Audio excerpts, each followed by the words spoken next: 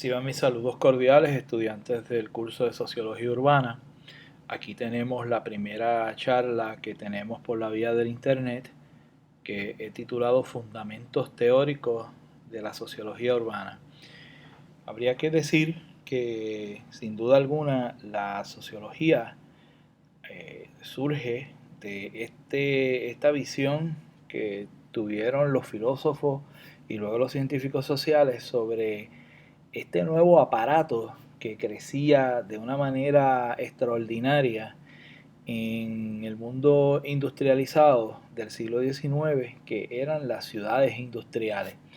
Y de ahí que sin una cantidad de pensadores, historiadores, pensadores sociales, practicantes de una nueva disciplina fundada por Augusto Comte, llamada la sociología, empezaran a pensar sobre cómo explicar todas estas cosas que estaban pasando y cómo explicar este nuevo entorno que se llamaba la ciudad, que no era el más predominante porque todavía en esas sociedades de Europa predominaba el mundo rural, campesino, agrícola, así como en todo el planeta. Sin duda alguna, Europa y los Estados Unidos empiezan a ser de los dos contextos geográficos y sociales en donde la ciudad empieza a aparecer como un gran protagonista en la vida social de los humanos, pero todavía es un mundo eminentemente rural. Quisiera empezar por la tradición europea, que es un tanto diferente a la tradición estadounidense y todas las tradiciones americanas del continente americano.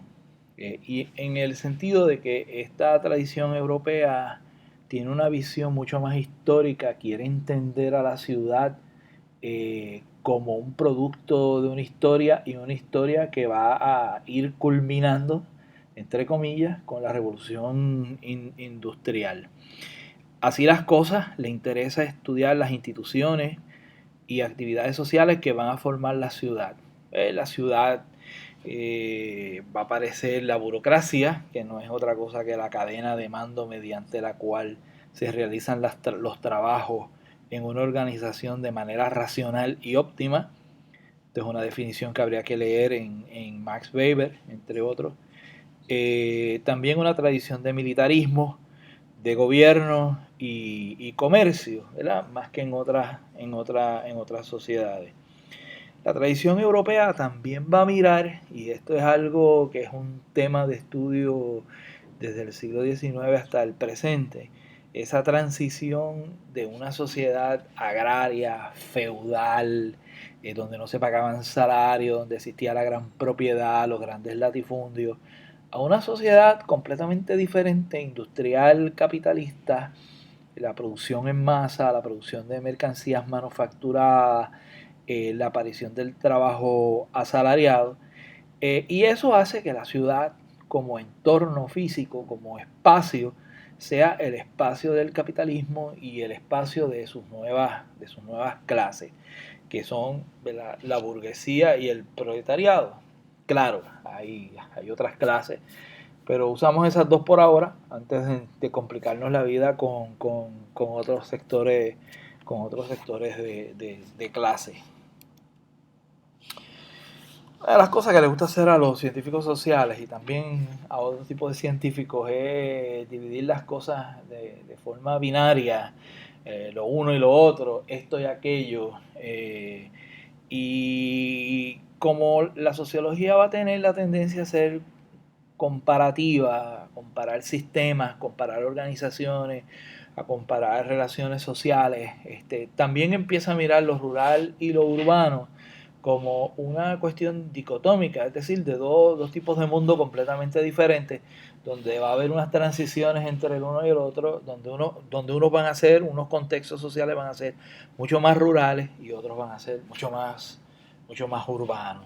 Y hay una serie de conceptos y categorías que se usan en sociología, en antropología, en historia, en economía política, entre las muchas diversas ramas del saber que se acercan a la cuestión urbana, que dividen eso en varias cosas. Por ejemplo, el modo de producción feudal. El modo de producción es un concepto marxista que va a ser usado por los marxistas y la economía política del siglo XIX y siglo XX. Y todavía aparece uno que trabajo sobre eso.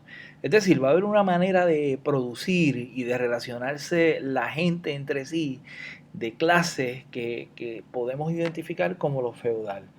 Y otra que es el modo de producción capitalista. Y ese modo de producción capitalista se distingue por la producción de mercancía, el pago de salario y el hecho de que quienes producen las mercancías no son los dueños de los medios de producción. En el mundo feudal, pues hay, ¿verdad? Los campesinos son dueños de algunos de sus medios de producción, pero el señor feudal los posee en su mayoría o por lo menos tiene derecho a ellos.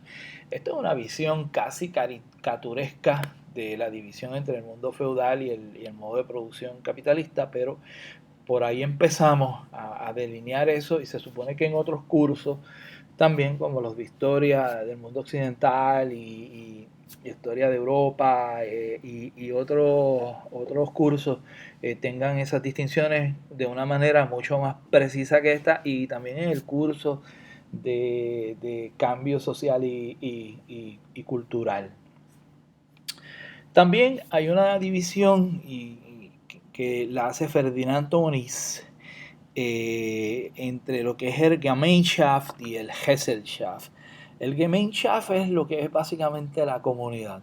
Este mundo rural tiene unos lazos más comunitarios y recuerden, estos son visiones, estos son percepciones de cómo se veía la ciudad, no son enteramente, no necesariamente son enteramente ciertos, pero hay algo de esto.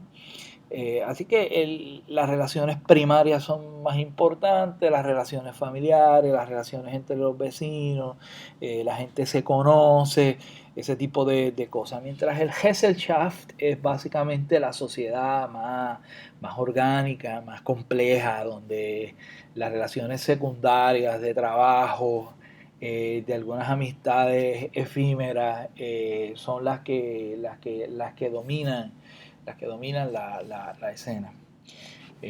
Antes de seguir, deben de saber que no hay concepto más problemático en las ciencias sociales que el concepto de comunidad. Porque ¿qué es una comunidad? Vaya usted a saber. Podemos dar un curso entero definiendo eso. La vida rural es una vida, o al menos así lo veía, uno de los precursores de la sociología, llamado George Simmel, veía que había una diferencia entre lo pausado, lo calmado de la vida rural, en contraste con el bombardeo de estímulos de la sociedad urbana, que uno va por la calle y tiene un sinnúmero de estímulos visuales, de sonidos, de olfato, de gente, de comunicológicos, o sea, de la comunicación entre la gente, y que para poder sobrevivir en la ciudad uno tenía que asumir una actitud de que conmigo no es, de cierta apatía, a eso se le llama blasé en francés, que lo que quiere decir es que todo eso me pasa por encima porque yo no voy a tratar de absorber todo eso impulsos, información que está generando la sociedad urbana, porque para sobrevivir yo no puedo digerir todo lo que la sociedad urbana tiene para bombardearnos, ¿no? Dichosos aquellos que pueden sobrevivir en el mundo de la informática sin algún tipo de situación mental. Por último, un concepto desarrollado por también Emilio Durkheim, la solidaridad, las solidaridades, es decir, que existen ciertos tipos de maneras de relacionarse a la gente donde pueden mantener los lazos sociales funcionando de una manera efectiva. Y una es la solidaridad mecánica de la comunidad, donde, ¿verdad?, aquí las cosas funcionan como un reloj. apenas se dañan, partiendo de la premisa de que los grandes relojes suizos y la relojería europea de la época era casi infalible en aquel momento, y de que las cosas funcionaban, ¿verdad? Por una mecánica, no se cuestionaba mucho, la cosa corría ahí por un mecanismo bastante simple, a su vez complejo en sus diversas partes, pero todo funcionaba muy bien, mientras que la sociedad urbana era una sociedad de carácter de solidaridad orgánica, es decir, era como un cuerpo humano, y por eso los científicos sociales de esa época, de principios del siglo XX, utilizaban la metáfora de la sociedad como un cuerpo compuesto de unas diversas partes que son sus órganos, con distintas funciones, pero también de una complejidad tal que era propenso a las enfermedades, y de ahí el concepto fundamental de Emilio Durkheim, el concepto de anomía social. Fíjense ustedes, no es por querer ser pretencioso, pero esa tablita ahí básicamente resume la sociología, los fundamentos de la sociología del siglo XX, principios del siglo XIX y principios del siglo XX. Repasémoslo, pareándolo con algunos nombres. Esa división entre el modo de producción feudal y el modo de producción capitalista empieza con Marx. Digo, no, Marx no es el único, pero Marx es el que más aporta a ese debate. La visión entre la comunidad y la sociedad, el Gemeinschaft y el Gesellschaft de Ferdinand Tönnies. Lo pausado y calmado de la vida rural versus el bombardeo de estímulos sociales, la carrera entre la gente, que es una aportación de George Simmel. Y había obviado la sociedad tradicional cerrada, que es la que va con el modo de producción feudal, una sociedad básicamente rural, de unas reglas y unos valores ahí que nadie se cuestiona, por eso mecánico, donde la gente de afuera no necesariamente entra, versus una sociedad racional, científica, abierta, en constante crecimiento, e inclusive cambiando dramáticamente sus mores, es decir, sus valores, todo ese tipo de cosas. Y esto es una aportación de Max Weber. Y por último, la solidaridad mecánica versus la solidaridad orgánica, que es la comparación que hace Emilio Durkheim. Así es que tenemos a Marx, a Tönnies, a Simmel, a Weber y a Durkheim representados en esa tabla. Nombres que usted debe haber visto en innumerables ocasiones, eh, y cuyos profesores han repetido casi ad nauseam, y ustedes deben de sentir también esa sensación en este momento.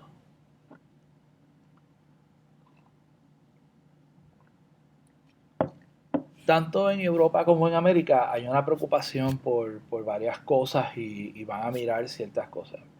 Primero, que la aparición de la sociedad urbana es un grave problema de cambio social. Aquí hay unas transformaciones en los sistemas tradicionales, hay una transición de modos de producir, está cambiando la manera en que se produce. Las ciudades van a ser sistemas de atracción eh, de las poblaciones, de la población rural. Esas ciudades, porque son magnetos para atraer a la gente del campo, no van a tener la capacidad, ¿verdad? La capacidad de carga, capacidad de acarreo, de mantener, sostener, proveer vivienda, trabajo para esa población que va en grandes números hacia las ciudades. Así es que hay una cierta incapacidad en la infraestructura, que se va a ver, ¿verdad? Si usted vio la película Gangs of New York, usted va a ver que las calles de Nueva York eran completamente otra cosa, ¿verdad? Los arrabales, las viviendas dilapidadas, la basura en las calles, pues ese era el cuadro general de- de lo que se veía en esas ciudades. Eh, Otra gente como Adna Weber veía las ventajas de la ciudad en el capitalismo industrial, pero veía ciertas ventajas de producción, de consumo, de comercio, de todo eso. Mientras que otra gente como Josiah Strong veía que, ¿verdad?, las ciudades eran unos centros de debacle moral, social, sobre todo porque venían una gran cantidad de migrantes con mores, culturas muy diferentes, visiones de mundo, ese famoso concepto sociológico, el Gesellschaft, el Weltanschauung, perdón, el Weltanschauung, la visión de mundo, gente con diferentes visiones de mundo, así que un choque para la ciudad. Y el hecho de que esas primeras ciudades industriales eran el prototipo del caos, de la anomía, lo que no era normal, lo que estaba en caos, lo que estaba en descontrol, en desorganización. Había problemas de enajenación, un concepto filosófico de economía política que tal vez tengamos la oportunidad de discutir. El asunto de la pobreza urbana, de la violencia, que existía en esas primeras ciudades y claro, la manera disparatada como parecía crecer el espacio urbano. Y es el momento en que surge lo que nosotros llamamos en la sociología y en la antropología la escuela de Chicago, que es aquel grupo de pensadores y científicos sociales que se van a convocar en la Universidad de Chicago, en esa ciudad, en Illinois, donde van a tener algunas ideas interesantes, van a ver la ciudad. Estoy hablando desde los años 30 y todavía estos trabajos son clásicos. Van a ver la ciudad como desde una perspectiva ecológica, es decir, la ciudad puede crecer, puede desarrollarse, es muy afín, es decir, bueno, no muy afín, pero se parece a sistemas ecológicos como por ejemplo un bosque.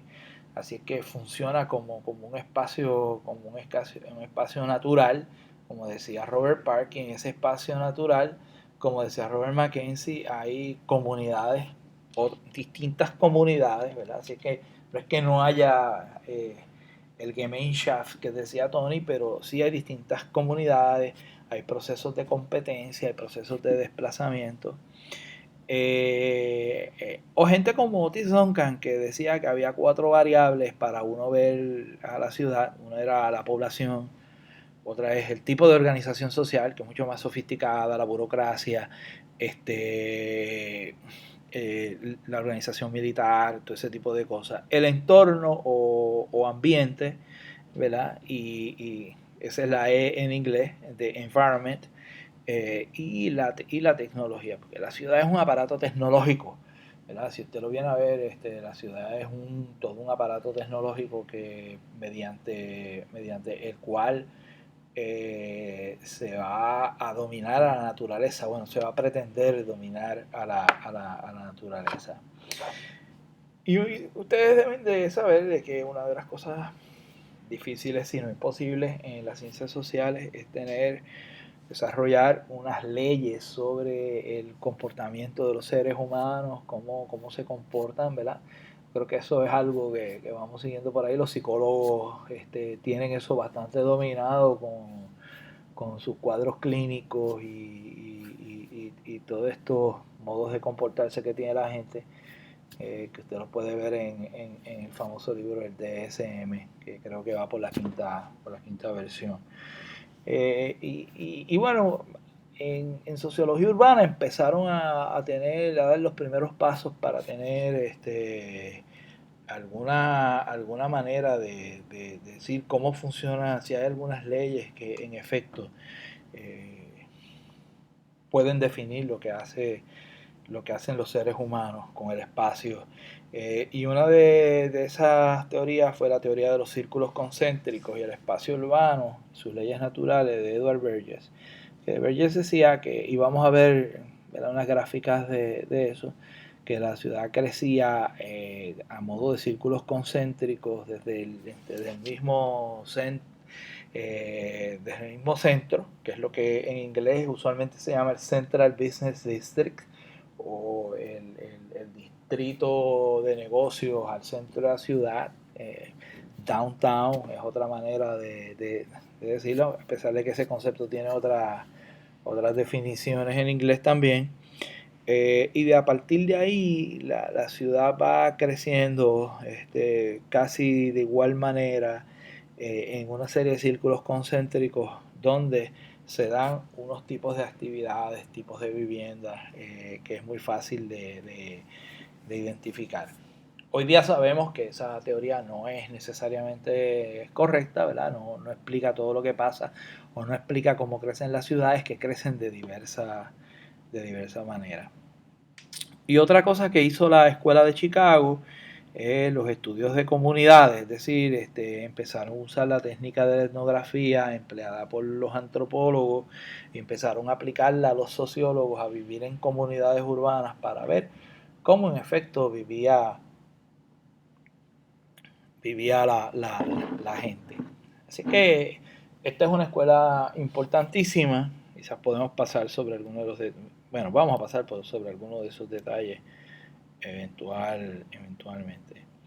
Quiero que miren esto, que es un tipo del siglo XIX de apellido von Thunen, que desarrolló un modelo sobre el cual yo creo que está también montado el modelo de los círculos concéntricos, que decía que la ciudad pues estaba en el centro de una serie de zonas de agricultura intensiva, extensiva, de pasto para animales, y después una zona de cacería y lo que se llama en inglés el wilderness, y que la ciudad establece toda una serie de relaciones con ese otro espacio, esos espacios naturales que la bordean, que no es otra cosa que su hinterland, es decir, aquella zona donde se introduce la ciudad con relaciones económicas para poder sobrevivir. Con esta idea nos quedamos, porque esta charla la vamos a partir en varios pedazos, y esta va a ser la primera parte de esta charla.